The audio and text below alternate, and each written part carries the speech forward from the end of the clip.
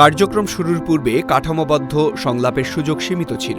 এই উদ্যোগের মাধ্যমে সৃষ্ট প্ল্যাটফর্মে যুব ও নারীরা তাদের পারস্পরিক বোঝাপড়া, আস্থা ও সহযোগিতার মাধ্যমে আশ্বস্ত হচ্ছে এবং ভূমিকা রাখছে। আমি এখান থেকে 3 দিনের একটা ট্রেনিং পেয়েছি। এই ট্রেনিং শুধু একটা প্রশিক্ষণই না, এখান থেকে আমি নেতৃত্ব কিভাবে দিতে হয় শিখেছি, কোনো সমস্যা কিভাবে সমাধান করতে হয় শিখেছি। আমাদের কমিটিতে অর্থাৎ 50% নারী এবং 50% পুরুষকে আমরা সাথে নিয়েই আমাদের সমস্ত কার্যক্রম সম্পন্ন করার চেষ্টা করতেছি।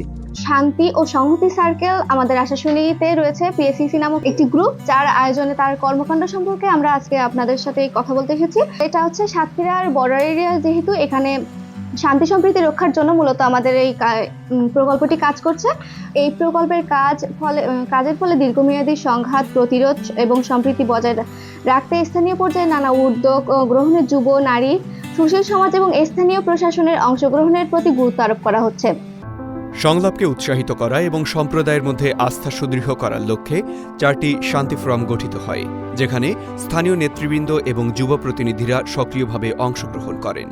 আগে আমরা অনেক সময় ভুল খবর বিশ্বাস করে ফেলতাম, কিন্তু তখন আমরা সত্যতা যাচাই করতাম না।